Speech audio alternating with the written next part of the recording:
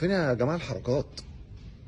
لما يبقى مزاجي رايق بعمل اللي ما يتعملش، حتى بص الحركه دي بص اللقطه دي. This could be us. So back to what I was saying. Could be us.